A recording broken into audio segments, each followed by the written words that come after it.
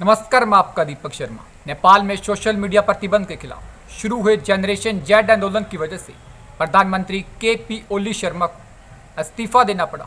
देश में भ्रष्टाचार, भाई भतीजावाद और बेरोजगारी के खिलाफ व्यापक प्रदर्शन हो रहे हैं। नेपाल में जनरेशन जेड आंदोलन ने वहाँ की सियासी जमीन को हिलाकर रख दिया है, जिससे वहाँ के सत्ताधीश देश छोड़ने की तैयारी कर रहे हैं। नेपाल में हुए जनरेशन जेड आंदोलन के बीच एक नाम केंद्र में उभर कर आया है। वह नाम है बालेंद्र शाह, जिसे लोग बालेन शाह भी कह रहे हैं। बालेंद्र शाह काठमांडू के मेयर हैं। नेपाल में युवाओं के बीच खासे लोकप्रिय हैं। वहाँ ज़्यादातर मेयर अपनी नगर पालिकाओं से आगे ध्यान नहीं देते, लेकिन यह वह इंसान है जो इस आंदोलन के केंद्र में आकर खड़ा हो गया है। नेपाल में इस आंदोलन के बीच यह पोस्टर काफ़ी वायरल हो रहा है।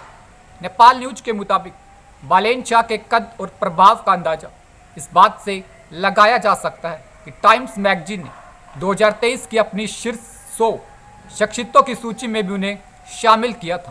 और यही नहीं, बल्कि द न्यूयॉर्क टाइम्स जैसे विश्व प्रतिष्ठित मीडिया संस्थानों ने भी उन्हें कवर किया है। युवाओं के बीच उनके बड़े पैमाने पर फॉलोवर्स हैं, लेकिन अक्सर सोशल मीडिया पर उनके पोस्ट राष्ट्रीय सतह पर बहस भी छेड़ देते हैं और तेज़ी से ट्रेंड करने लगते हैं। इनके जीवन शैली, रहन सहन, स्टाइल, सब कुछ वहाँ के युवाओं के लिए रोल मॉडल की तरह है। ये बड़ी वजह भी है इस बड़े आंदोलन को बड़ी आसानी से अपना समर्थन देकर हाईजैक भी कर लिया है। नेपाल में युवाओं का पारंपरिक दलों से मोहभंग हो चुका है। यही कारण भी है कि एक युवा नायक बन गया है। यही नहीं, बल्कि 2023 में रामायण की कहानी से प्रेरित फिल्म आदिपुरुष के कुछ डायलॉग पर बालेन शाह ने आपत्ति जताई थी और डायलॉग नहीं हटाने पर नेपाल और काठमांडू में कोई भी भारतीय फिल्म ना चलने की चेतावनी दी थी। अब बात करते हैं आखिर एक युवा आंदोलन का नायक कैसे बन गया। दरअसल नेपाल में राजनेताओं के बच्चों की असाधारण जीवन शैली के खिलाफ सोशल मीडिया पर #नेपोकिड ट्रेंड करने लगा था, जिसको लेकर सरकार ने सोशल मीडिया पर नियंत्रण करना चाहा। इसके विरोध में शांतिपूर्वक विरोध प्रदर्शन हुआ था। इसके जवाब में सरकार की कठोर प्रतिक्रिया सामने आई और सरकार की कार्रवाई में 20 लोग मारे गए। इस पूरे घटनाक्रम के बाद बालेन शाह लिखते हैं, यह रैली स्पष्ट रूप से जनरल जी एक सहज स्फूर्त आंदोलन है, जिसके लिए मैं भी बूढ़ा लग सकता हूँ। मैं उनकी कांक्षा, उद्देश्य और सोच को समझता हूँ। राजनीतिक दलों, नेताओं, कार्यकर्ताओं, शासनों और प्रचारकों को इस रैली का अपना स्वार्थ के लिए इस्तेमाल नहीं करना चाहिए। हालांकि वे इस रैली में शामिल नहीं होंगे, लेकिन उनका पूरा समर्थन प्रदर्शनकारियों के साथ है। और अब वहाँ के युवा के.पी. शर्मा ओली के इस्तीफे के बाद उन्हें मेयर पद से इस्तीफा देने और देश की कमान संभालने का आग्रह कर रहे हैं और थोड़े ही समय में सोशल मीडिया पर राष्ट्रीय नेतृत्व संभालने का आग्रह करने वाली पोस्टों की बाढ़ आ गई है।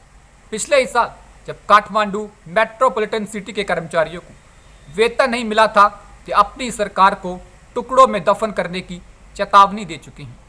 अब ओली शर्मा और बालेन के बीच विवाद की बात करें तो काठमांडू मेट्रोपॉलिटन सिटी ने जब नगरपालिका का विरोध करने वाली अवैध रूप से निर्मित इमारतों और विज्ञापनों को हटाने का आदेश दिया था, तो बालेन ने इसका विरोध किया था। तो बदले में उन्हें शारीरिक नुकसान पहुंचाने की धमकी मिली थी। इसी क्रम में ताज़ा विवाद का मुद्दा बना नए रोड में फुटपाथों का चौड़ीकरण।